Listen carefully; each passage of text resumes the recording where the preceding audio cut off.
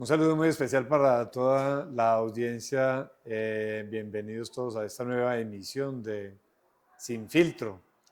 Hoy con una invitada muy especial. Está en Manizales y en nuestras instalaciones aquí en La Patria, la senadora María Fernanda Cabal.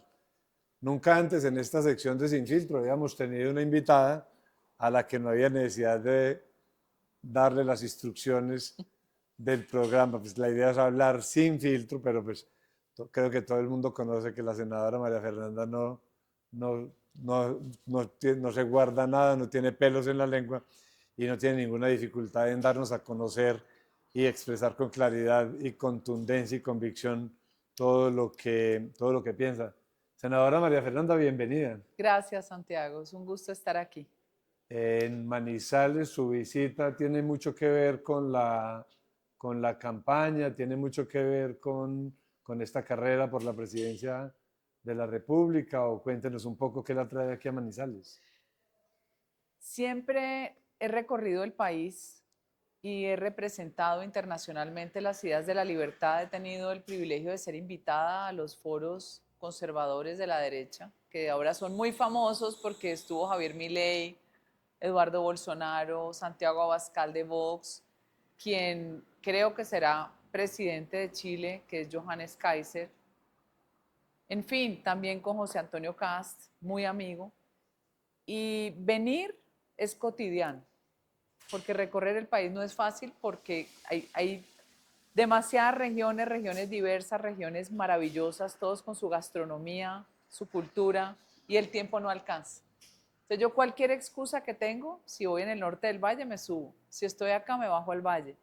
Y sí, estoy aprovechando este espacio, reuniéndome con concejales, diputados, ediles del eje cafetero, para tener una estructura importante en esta campaña que ahora estamos en la precandidatura, esperando ser seleccionada como candidata del Centro Democrático.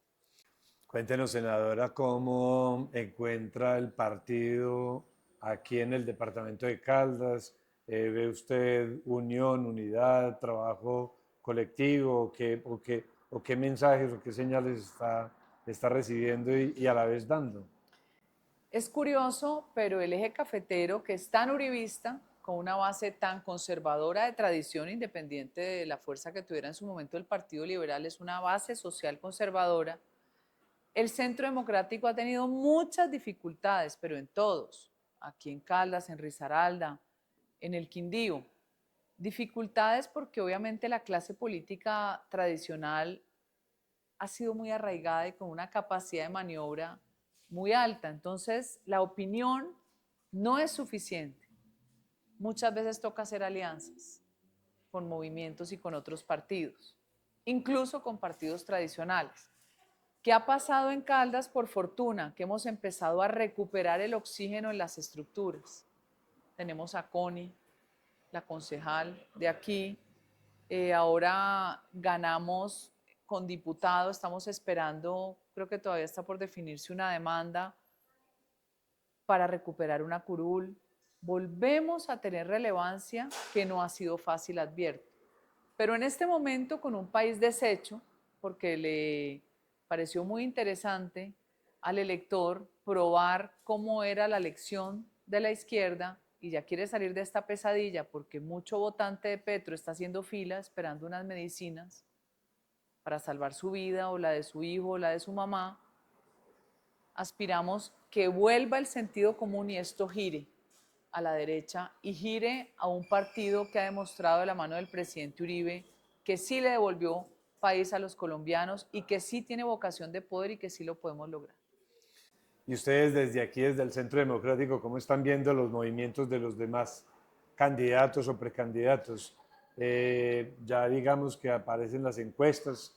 ¿Ustedes creen en las encuestas y el desempeño de estos tres punteros?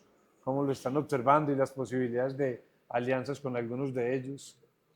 A ver, las encuestas marcan una fotografía, pero el problema de las encuestas en el mundo es que el resultado es de quien las paga. Y las encuestas desafortunadamente perdieron credibilidad. Nosotros tenemos que buscar herramientas que sean menos manipulables y más transparentes. Por eso tenemos la bendición de las redes sociales. Y la bendición es que hoy es prácticamente imposible de modificar una medición que se haga por especialistas en recoger lo que se llama la escucha social, millones de cuentas, que incluso tienen la posibilidad de anular la opinión de cuentas falsas. Y eso le da a usted una impresión más certera de cuál es el sentimiento del ciudadano y cómo tiene usted que conversar con ese ciudadano. Lo digo porque hoy es accesible y esa accesibilidad le muestra a uno que no es realidad la fotografía que han mostrado los punteros y que por el contrario, nosotros somos hoy los que tenemos más posibilidad como partido. Vamos a enfrentarnos con las reglas de la democracia, ojalá en unos debates que tengan mucha información, mucho conocimiento, mucha altura y que le dé al país soluciones, porque yo entiendo que la gente está cansada de la pelea y la disputa y que Petro es un provocador natural. Es tan mentiroso que es inevitable contestarle, aunque uno sabe que es parte de la estrategia de él. Pero hay que moverse a las propuestas. Yo creo, Santiago, que estamos muy temprano para saber cómo quiere votar la gente, pero que ya tenemos una radiografía de a cuántos nos conoce más el público. Y ser conocido es la base fundamental para tener ventaja y para que voten o no por ti. Van a estar bien agitados, prometen estar bien agitados los próximos meses en los que ustedes avanzarán en todo este debate, se decantará el candidato del partido y se tomarán las decisiones para enfrentar la primera vuelta, obviamente después de haber pasado por las parlamentarias, ¿no? Claro, porque la consulta, el día de las parlamentarias, arrastra la opinión de la consulta hacia las listas y te pone mucho más votos que significan curules. Recordemos lo que hizo Petro. Petro, ¿por qué va a consulta con Francia? ¿Porque no sabía que iba a ganar? Claro que sabía, pero la estrategia que él hizo, como en el 2018, es meter más votantes por cuenta de él, arrastrando la lista, o por cuenta de Francia Márquez, que en su momento tuvo mucha popularidad. Hoy tenemos que pensar en el país que queremos, porque lo que sí no puede ser opción es repetir esta pesadilla de gobierno. Petro es peor que el COVID. Petro va a dejar la economía en cuidados intensivos. No sobrevive este país 4 años más de izquierdopatía, de personas que creen que nosotros tenemos que vivir en la edad de piedra, porque es que no les gusta el petróleo, el gas y el carbón, cuando los pobres se siguen empobreciendo. 120.000 pesos la pipeta de gas, eso es prácticamente poner usted a hambre a los más pobres. Senador, hablemos de economía. Pero primero, pues, digamos, usted en su carrera a la presidencia, bueno, y que también en enero estuvo acompañando al presidente Trump en su posesión, pues el presidente Trump está estableciendo un nuevo orden económico y comercial a nivel mundial. Hay quien lo ve ese nuevo orden como una tremenda ventaja, una tremenda oportunidad. Hay otros, pues digamos que lo están viendo con algo de angustia, con algo de preocupación. Usted, pues digamos que se caracteriza por ciertas perspectivas, pero compártanos un poquito qué está viendo ahí y cómo considera que se debería enfrentar ese nuevo orden. El presidente Trump está tomando ventaja de su posición, que es una posición obviamente dominante porque es su mercado. El presidente Trump entendió que no hay equilibrio frente a los demás países que se benefician de su mercado y que por el contrario no le dejan entrar productos a los norteamericanos. Para mí es clara la postura de él, que es fuerte, es de un negociador que no tiene hígados, que somete, pero es el garrote y la zanahoria. Y lo mismo va a hacer con la migración y usted lo verá. El garrote es, les subo, los someto para que el mundo se dé cuenta que ustedes me tenían aranceles también, que nadie decía nada. Y venga a negociar conmigo, sea mi amigo, Si usted es mi amigo, lo trato bien. Su amigo es Javier Milei y lo ha tratado muy bien. Ya tiene 70 países buscando negociar. Está dándole una lección al mundo en el sentido de quieren mi dinero y mi mercado, tienen que alinearse bajo los preceptos de lo que es un país libre. Un país libre. Y a mí me parece interesante esa postura, porque países no libres terminaron teniendo más privilegios en mercados de países que venían siendo asistidos, por ejemplo, por la Agencia de Asistencia de Estados Unidos, USAID, pero que eran completamente enemigos de Estados Unidos muchas veces en sus propias políticas internas. Entonces él está generando de una forma que no es usual, porque él no es diplomático, es más bien antipático, un sacudón a la verdad de lo que eran las barreras arancelarias, y hay barreras de todo tipo. Ojalá Gustavo Petro no se envalentone otra vez y no le dé por trasnochar, madrugar, no madrugar, trasnochar y amanecer, porque ese no madruga, amanecer, otra vez a trinar para poner en riesgo 1 millón de empleos como lo hizo esa mañana que causó tanta tensión en este país, y no alinearse para desafiar al país que está más cerca, que es el mercado natural, es el aliado que nos compra, porque nos iría terriblemente mal. Este país no resiste un estornudo de los norteamericanos cerrando los mercados. Solo en el tema de las flores, ese día del trino de Petro perdíamos 200.000 empleos. En general perdíamos 1 millón de empleos. O sea, no puede jugar con Colombia. Entonces, le toca aguantar y le toca más bien pedirle a los negociadores que vayan y le digan a Trump, no nos deje ese 10%, no nos fue mal. Ahora lo tiene levantado por 3 meses, no nos lo deje. Más bien, ábranos otro tipo de barreras como las sanitarias y las fitosanitarias que no nos dejan exportar carne y leche. Ábranos porque somos su aliado. Yo iría más bien por la intención de negociar, que nos abriera y de alinearnos con Estados Unidos, porque si no me veo alineada con China bajo ningún punto de vista. Se está viendo en el gobierno nacional algunas decisiones que, digamos, uno diría contradicen lo que ha sido la postura inicial en algunos temas, el uso del glifosato.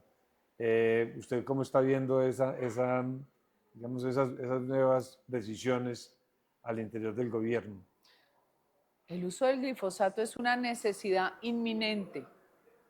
300.000 hectáreas de coca solo te traen muerte, y muerte de jóvenes, porque lo que más se mata son jóvenes. Ojalá usted le hiciera un día una entrevista al alcalde de Tame, Arauca, o el de Arauca, Arauca. Eso ya pasaron las cifras de los 1.000 muertos por municipio y nadie dice nada. Ya no cuentan los muertos porque ya están en el poder. Ya están en el poder los socialistas. 300.000 hectáreas de coca significa el fortalecimiento de todos los grupos ilegales desmembrando un país. El Catatumbo hoy es un territorio dominado por Venezuela.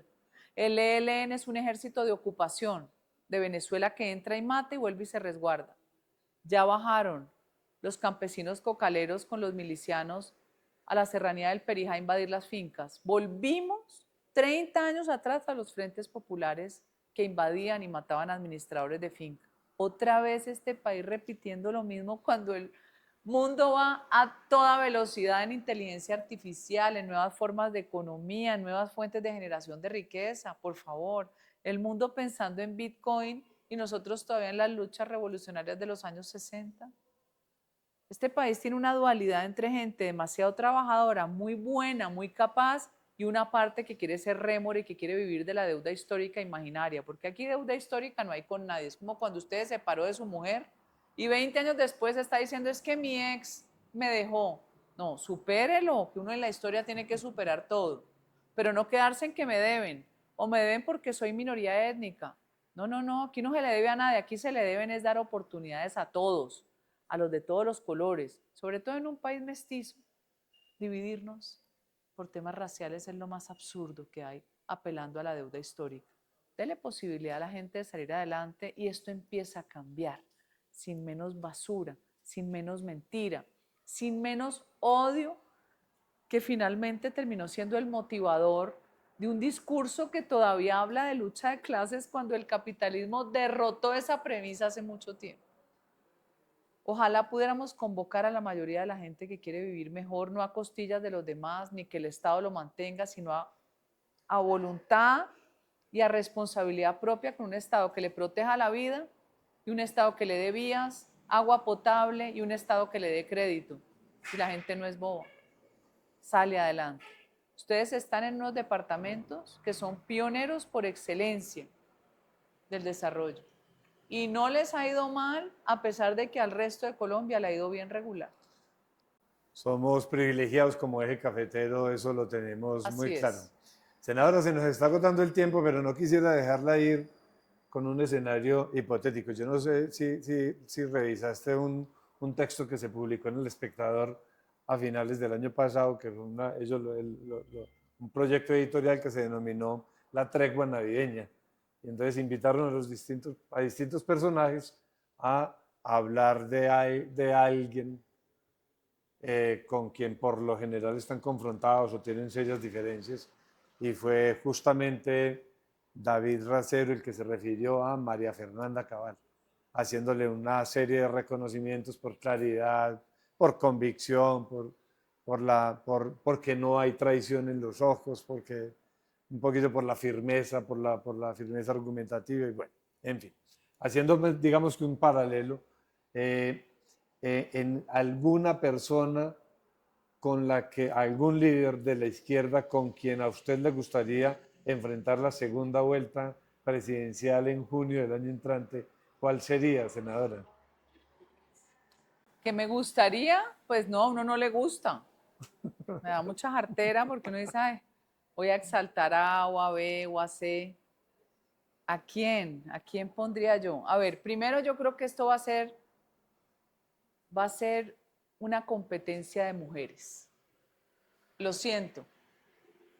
Yo siento que el toque femenino, sin yo ser feminista radical, porque yo sí soy feminista en el sentido de tener igualdad de derechos y de acceso, pero no feminista para odiar a los hombres, ni para decir que son violadores, ni mucho menos, porque todas somos hijas de un hombre, que es nuestro padre.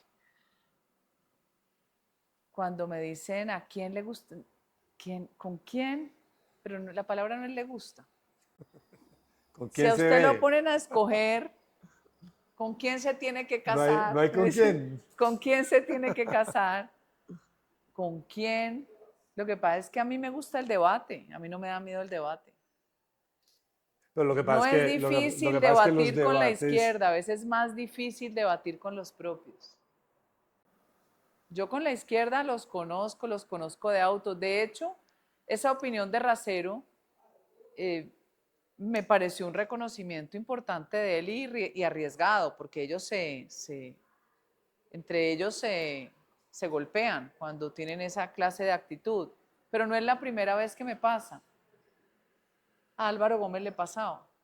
Si alguien del otro lado, si alguien de izquierda o de extrema izquierda considera que se tiene que sentar con alguien que piensa como yo, me escoge a mí.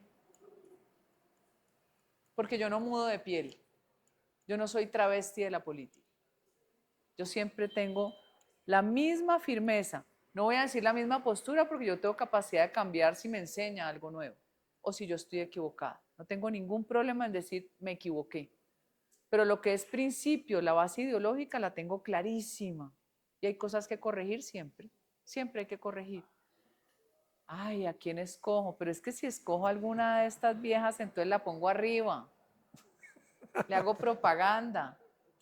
¿A quién me gustaría? No, a ver, ¿a quién? ¿Con quién estaría yo en un debate?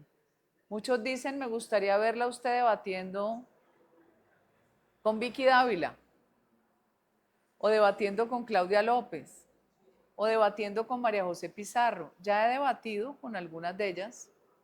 Con María José me ha tocado más directa. Pero ¿quién más de ellas? ¿Qué diría la opinión pública? ¿Por qué no los pones a escoger a ellos en vez de a mí? Ponele, ¿con quién podemos, quieren ver a Cabal en un debate? ¿Con quién quieren? Por ejemplo, ¿usted sabe quién era admiradora mía? Piedad Córdoba. Entonces uno dice, ¿eso es bueno o malo? Yo no sé.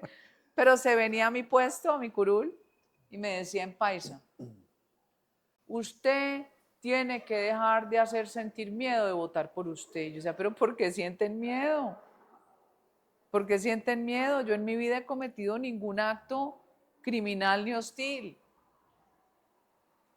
Yo votaría por usted antes que votar por esos brutos de allá, y señalaba a los de la bancada de ella.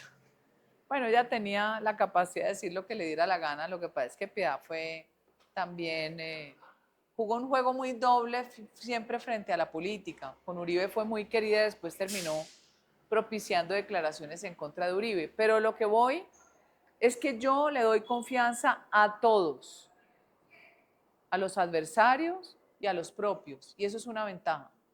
Y eso es lo que reconoce Racero, que un día me reclamó que porque yo no le había hecho como una frase de gratitud. Y le dije, donde yo te lo agradezca, a vos te desollan vivo, tus mamertos amigos. Senadora, pues un gustazo tenerla aquí en la... Haga el sondeo, Santiago. Póngalos a todos a ¿Con decidir. quién quieren ¿Con ver quién quieren ver a la a cabal? la Cabal? Ponga tan chévere. Hagámoslo. Así lo haremos, senadora. Muchas gracias por su visita y muchos éxitos en su campaña, senadora. Gracias, Santiago, y a rescatar este país, porque tenemos todo para sacarlo adelante.